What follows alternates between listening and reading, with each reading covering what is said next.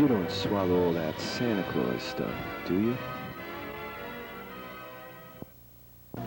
This is Studio One, where students in the tape program rehearse scenes from Casablanca and Summer and Smoke with real actors. They learn everything from camera work to directing to set designing. Our next story deals with an up-and-coming fashion designer, Frank Weissman. After attending the Institute of Fashion Technology, Frank worked with two of the most famous designers in fashion today, Bill Blass and Ralph Lauren. He's now gone into his own business, Weissman Design Studios.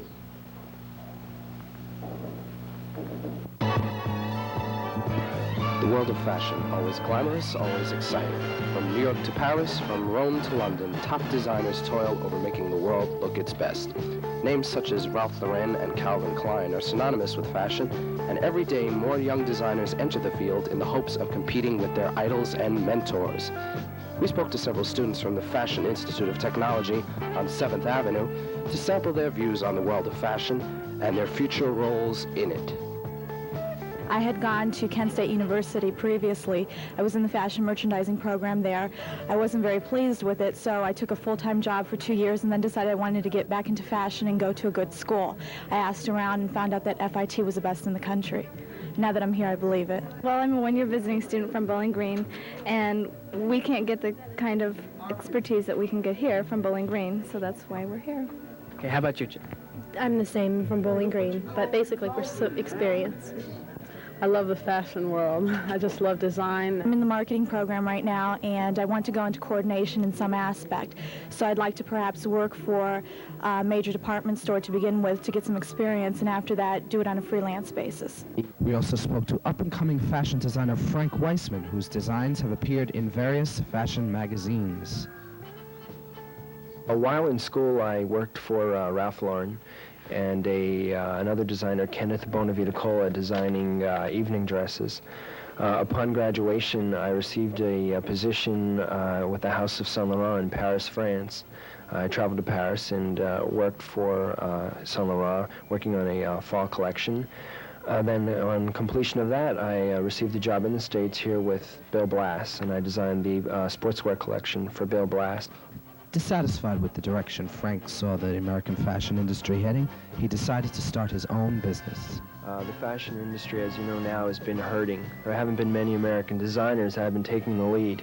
And I just feel that, you know, it was my time, and I felt the timing was good. The women's, especially women's apparel, is a very, very competitive business. As you know, they call it the rag trade. You can be in today and out tomorrow. It's a very trendy business. You could be the hottest thing one day and making, you know, a couple of $1 million, which isn't really a lot for this business, but then, you know, a couple of months later be, you know, dormant and not do well at all. Frank claims that fashion, above all other businesses, requires a great deal of persistence. It takes a lot of dedication, you know, because especially the start-off costs of a new business are very, you know, are numerous, and they're very high, and you have to be willing to sacrifice. It's a big, big sacrifice. I feel that I am designing for the modern woman that is mature, that is a pace setter, but that is very fashion conscious. My clothing is not trendy at all. It's very, very sophisticated. So I think, you know, it's sophisticated, but it's new. Because, like I said earlier, this especially the American fashion industry has been really starving, and there hasn't been any innovation coming from American designers.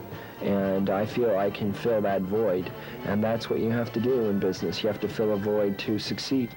Frank also claims that wholesale borrowing and stealing are not uncommon in the fashion marketplace. There's always competition. There's always stealing designs. You know, this is one business where if you have a design, you cannot copyright it. And there is constant stealing. You know, they call this business a whore business, and that's sometimes what it comes down to. But, you know, designers or any artist always, you know, keeps his eyes open and looks to other designers or other works of art. You know, you have to keep your eyes open, you know. Many designers, you know, are personal friends, and you can see from collection to collection, one designer may have a certain detail in his collection that another designer may have. But, you know, you should not copy someone's design completely. In an industry that is competitive and sometimes cutthroat, Frank Weissman paves the way for other young, hopeful designers. He is a success story in a business where success is as fleeting as the fashion trends it inspires. If I'm fortunate, enough, and I do succeed and I do well, it's endless.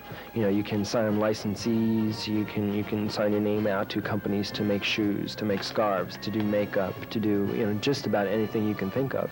And it's really endless. But one thing I will always want some control of design, of these other products if I'm ever fortunate enough to prosper, that way. And I will want, a big input in it all. Dennis Jones for CMA Entertainment Magazine. You've come home from a hard day's work, and your lovely wife has prepared you a delicious meal, when suddenly...